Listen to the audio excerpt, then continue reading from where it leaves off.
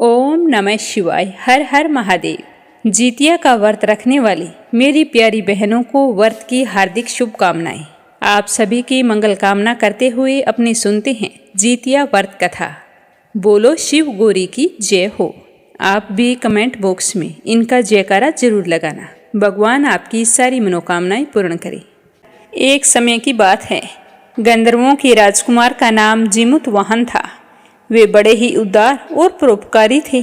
जीमूतवाहन के पिता ने वृद्धावस्था में वानप्रस्थ आश्रम में जाते समय अपने बेटे को राज सिंहासन पर बैठा दिया, किंतु जीमूतवाहन का मन राजपाट में बिल्कुल भी नहीं लगता था। वो हर समय बेचैन और उदास रहते थे। तो उसके भाइयों ने पूछा कि क्या बात है, तुम्हें राजपाट मिलने के बाद भी तुम इतनी उदास रहते हो। तो वह कहने लगा कि भैया, मेरा मन इन सब बातों में नहीं लगता है। मैं चाहता हूँ कि यह राजपाट आप संभालो। तो इस तरह राज्य का सारा भार वह अपने भाइयों के ऊपर छोड़कर स्वयं वन में चला गया और पिता की सेवा करने लगा। वन में एक दिन जीमूतवाहन को मल्यवती नाम की कन्या मिली। वह राजकन्या थी। एक दो मुलाकात हुई और दोनों में प्रेम हो गया। दोनों एक दूसरे के साथ विवाह करना चाहते थे। एक दिन वन में भ्रमण करते हुए जीमूतवाहन काफी आगे चले गए। तभी उन्हें एक वृद्धा विलाप करती हुई दिखाई दी। जीमूतवाहन बड़े ही दयालु और परोपकारी थे। वो बुढ़िया के पास गए और जाकर पूछा कि बूढ़ी माई, तुम इस तरह क्यों रो रही हो? विलाप किसके लिए कर रही हो? तो वह वृद्धा रोते हुए कहने लगी कि मैं नागवंश की स्त्री हूँ। मुझे एक ही पुत्र है और वो आज मृत्यु को प्राप्त हो जाएगा। तो जीमूतवाहन कहने लगे कि बूढ़ी माई, ऐसा क्यों होगा, आपको कैसे पता? तो वह बुढ़िया बताने लगी कि यहाँ पर एक गरुड़ है, वो रोजाना सांपों को खा जाता था। तो हमारे मुखिया ने फैसला किया कि एक नाग रोजाना उसके पास पहुँचा देंगे ताकि वह ज्यादा का नुकसान ना करे। इसीलिए रोजाना एक नाग गरुड़राज के पास पहुँचाया जाता है। आज मेरे पुत्र शंखचूड़ की बलि का दिन है। आज मेरे पुत्र का जीवन संकट में है और थोड़ी ही देर बाद भी मैं पुत्र विहीन हो जाऊंगी। एक स्त्री के लिए इससे बड़ा दुख क्या होता है कि उसके जीते जी उसका पुत्र ना रहे। तो जीमूतवाहन को यह सुनकर बड़ा ही दुख हुआ। उन्होंने उस वृद्धा को आश्वासन देते हुए कहा कि माँ, डरो मत, मैं तुम्हारे पुत्रों के प्राणों की रक्षा जरूर करूंगा। तुम्हारे पुत्र को वो कैसे लेकर जाएंगे, मुझे थोड़ा सा बताओ। तो वह बूढ़ी माई कहने लगी कि वंध्याशिला के ऊपर लाल कपड़ा ओढ़कर लेटना होता है। तो जीमूतवाहन कहने लगा कि माँ, डरो मत, आज उसकी जगह मैं स्वयं लाल कपड़े में ढककर वंध्याशिला पर लेट जाऊंगा ताकि गरुड़ मुझे खा ले, पर तुम्हारा पुत्र बच जाए। तो वो बुढ़िया कहने लगी कि बेटा, ऐसा मत करो, तुम भी तो किसी के पुत्र हो, तुम्हारे भी तो माँ बाप हैं। पर जीमूतवाहन कुछ नहीं बोला। उसकी जगह बलि देने के लिए तैयार हो गया और लाल कपड़े में खुद को लपेटकर वंध्याशिला के ऊपर जाकर लेट गया। नियत समय पर गरुड़ बड़े ही वेग से आए और लाल कपड़े में ढके जीमूतवाहन को पंजे में दबोचकर पहाड़ के शिखर पर जाकर बैठ गई और बड़ी ही खुशी के साथ गरुड़ ने अपनी चोंच से प्रहार किया और जीमूतवाहन के शरीर से मांस का बड़ा सा हिस्सा नोच लिया। इसकी पीड़ा से जीमूतवाहन की आंखों से आंसू बह निकले और वो दर्द से कहराने लगे। अपने पंजे में जकड़े प्राणी के आंखों से आंसू और मुंह से कराह सुनकर गरुड़ बड़े ही हैरान हो गए, क्योंकि उन्होंने ऐसा पहले कभी नहीं देखा था। तो उन्होंने जीमूतवाहन से उनका परिचय पूछा कि तुम कौन हो और सर्प की जगह तुम कैसे आए। तो जीमूतवाहन ने सारा किस्सा सुना दिया कि कैसे एक स्त्री के पुत्र की रक्षा करने के लिए मैं प्राण देने के लिए आया हूँ। आप मुझे खाकर अपनी भूख शांत करें। तो जीमूतवाहन की बात सुनकर गरुड़ को उनकी बहादुरी और दूसरे की प्राण रक्षा के लिए स्वयं का बलिदान देने की हिम्मत से बड़े ही प्रभावित हुए। उन्हें स्वयं पर पछतावा होने लगा, लज्जा आने लगी और सोचने लगे कि यह एक मनुष्य है जो दूसरे के पुत्र की रक्षा करने के लिए स्वयं की बलि दे रहे हैं, और एक मैं हूँ जो देवों का संरक्षण हूँ, किंतु दूसरों की संतानों की बलि ले रहा हूँ। तो मेरे पापों का प्रायश्चित कैसे होगा? मुझे इतनी सी बात समझ में नहीं आई। तो उन्होंने तुरंत जीमूतवाहन को मुक्त कर दिया और गरुड़ ने कहा कि हे उत्तम मनुष्य, मैं तुम्हारी भावना और त्याग से बहुत ही प्रसन्न हूँ। मैंने तुम्हारे शरीर पर जो घाव किए हैं उसे मैं तुरंत ही ठीक कर देता हूँ। तुम अपनी प्रसन्नता के लिए मुझसे कोई वरदान मांग लो। आज जो कुछ तुम मांगोगे वह मैं देने के लिए तैयार हूँ। तो राजा जीमुतवाहन ने कहा कि हे पक्षीराज, आप तो सर्वसमर्थ हैं। यदि आप प्रसन्न हैं और वरदान देना चाहते हैं तो आप सर्पों को अपना आहार बनाना छोड़ दें। आपने अब तक जितने भी प्राण लिए हैं उन्हें जीवन दान प्रदान करें। तो गरुड़ ने यह सुनकर उन सबको जीवन दान दे दिया जिनको खा लिया था, और नागों की बलि ना लेने का वरदान भी दिया। इस प्रकार जीमुतवाहन के साहस से नाग जाति की रक्षा हुई। गरुड़ ने कहा कि जैसी तुम्हारी इच्छा वैसा ही होगा। हे राजा, जो स्त्री तुम्हारे इस बलिदान की कथा को सुनेगी और विधि पूर्वक व्रत का पालन करेगी, उसकी संतान मृत्यु के मुख से वापस निकल आएगी और उसके जीवन में कभी कोई संकट नहीं आएगा। वह आरोग्य और लंबी उम्र वाला होगा। तभी से कहा जाता है कि पुत्र की रक्षा हेतु जीमुतवाहन की पूजा की प्रथा शुरू हो गई। यह कथा कैलाश पर्वत पर भगवान शंकर ने माता पार्वती जी को सुनाई थी। जीवित पुत्रिका के दिन भगवान श्री गणेश, माता पार्वती जी और शिव जी की पूजा और ध्यान के बाद में इस व्रत कथा को बड़े ही श्रद्धा भाव से सुनना चाहिए और अपने बच्चों के मंगल जीवन की कामना करनी चाहिए। तीसरी कहानी महाभारत काल से जुड़ी है। महाभारत के युद्ध के बाद में अपने पिता की मृत्यु के बाद अश्वत्थामा बहुत ही नाराज था और उसके अंदर बदले की आग जल रही थी, जिसके चलते उन्होंने पांडवों के शिविर में घुसकर सोते हुए 5 लोगों को पांडव समझकर मार डाला था। लेकिन वे सभी द्रौपदी की 5 संतानें थी।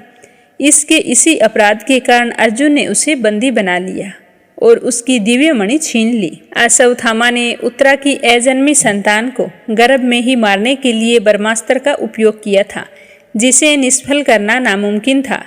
उत्तरा की संतान का जन्म लेना बहुत जरूरी था, जिसके कारण भगवान श्री कृष्ण ने अपने सभी पुण्यों का फल उत्तरा की अजन्मी संतान को देकर उसको गर्भ में ही पुनः जीवित कर दिया था।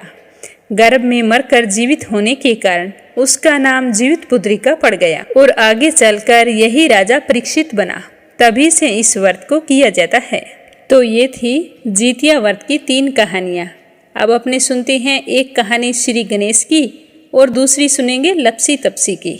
तो श्रद्धा भाव से सुनते रहना। भगवान आपकी सारी मनोकामनाएं पूर्ण करे। अब सुनते हैं दूसरी कहानी। एक समय की बात है, एक वन में सेमर के पेड़ पर एक चील रहती थी। पासी की झाड़ी में एक सियारिन रहती थी। दोनों में खूब अच्छी दोस्ती थी। चील जब भी खाने के लिए कुछ लेकर आती तो सियारिन को जरूर खिलाती और सियारिन भी चीलों का ऐसे ही ध्यान रखती थी।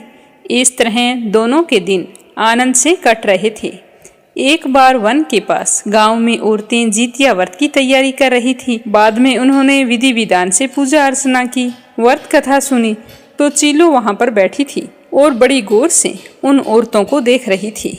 सब कुछ देखकर वह अपनी सखी सियारों के पास आई और बोली कि बहन, मैं तो आज जितिया व्रत के बारे में देख कर आ रही हूँ। उनका पूजा पाठ करना मुझे बहुत ही अच्छा लगा और व्रत कथा सुनी तो मेरा भी मन हुआ भी मैं भी जितिया व्रत रखूं। तो सियारिन कहने लगी कि हाँ बहन, क्यों नहीं, हम दोनों ये व्रत करेंगी, मैं भी तुम्हारे साथ व्रत रखूंगी। तो बड़ी ही खुशी के साथ सियारों और चीलों ने जितिया व्रत रख लिया। बड़ी निष्ठा और लगन से दोनों दिन भर भूखी प्यासी रही, मंगल कामना करते हुए व्रत में ही मगन रही। मगर रात होते होते सियारिन को भूख सताने लगी। उससे तो भूख बिल्कुल भी बर्दाश्त नहीं हुई, तो वह तो जंगल में जाकर मांस और हड्डी पेट भरकर खा ली। चीलों ने हड्डी चबाने की कड़कड़ की आवाज सुनी तो पूछने लगी कि बहन, ये कैसी आवाज है। तो सियारिन कहने लगी कि बहन, क्या बताऊं, पहली बार व्रत रखा है, भूख के मारे मेरा तो पेट गुड़गुड़ा रहा है, यह उसी की आवाज है। मगर चीलों को पता चल गया। उसने सियारिन को खूब लताड़ा कि जब तुम व्रत रख ही नहीं सकती तो संकल्प क्यों लिया था। तो सियारिन को बड़ी ही शर्मिंदगी महसूस हुई, पर क्या हो सकता था, व्रत तो भंग हो चुका था। पर चीलो रात भर अपने संकल्प के अनुसार भूखी प्यासी बैठी रही और अपने व्रत को पूरा किया। इस तरह जीवन जीते जीते दोनों मृत्यु को प्राप्त हो गई। अगले जन्म में दोनों ने राजा के यहाँ जन्म लिया। दोनों सगी बहनें थी। सियारिन बड़ी बहन हुई और उसकी शादी एक राजकुमार से कर दी। चिलो छोटी बहन थी, उसकी शादी उसी राज्य के मंत्री पुत्र से करवा दी। बाद में दोनों राजा और मंत्री बने। सियारिन रानी के जो भी बच्चे होते वो होते ही मर जाते और चिल्लो के होते वो बच्चे स्वस्थ और हट्टे कट्टे रहते। तो रानी बनी उसकी बड़ी बहन देखती कि मुझे कोई चीज़ की कमी नहीं है, अच्छा भला खाती हूँ, पूरा ऐशो आराम है, फिर भी ना जाने क्यों मेरे बच्चे होते ही मृत्यु को प्राप्त हो जाते हैं। और चिल्लो को देखो, मंत्री के घर रह रही है, सारा कामकाज खुद करती है, फिर भी उसके बच्चे स्वस्थ और हट्टे कट्टे हैं। तो उसे उससे जलन होने लगी। वो सोचने लगी कि जब मेरे बच्चे नहीं हैं तो मेरे बहन के भी बच्चे नहीं होने चाहिए। तो ईर्ष्यावश उसने उन्हें मरवाने की योजना बना ली और मौका लगते ही एक दिन अपनी बहन के बच्चों के सर काट कर एक डिब्बे में डाल दिए। जैसे ही ऊपर ढक्कन लगाने लगी तो देखा वो तो मिठाई बन गई और बहन के बच्चे जीवित थे, हंसते खेलते घूम रहे थे। उनका तो बाल भी बांका नहीं हुआ। तो वह बार बार बच्चों के सर काटती और डिब्बे में डालती, पर उनके सिर अपने आप भगवान की कृपा से वापस जुड़ जाते। तो यह देखकर उसे बहुत ही गुस्सा आया। वह सोचने लगी, बच्चों को ना सही पर अपनी बहन को दुखी तो जरूर करूंगी, उसके पति को मार दूंगी।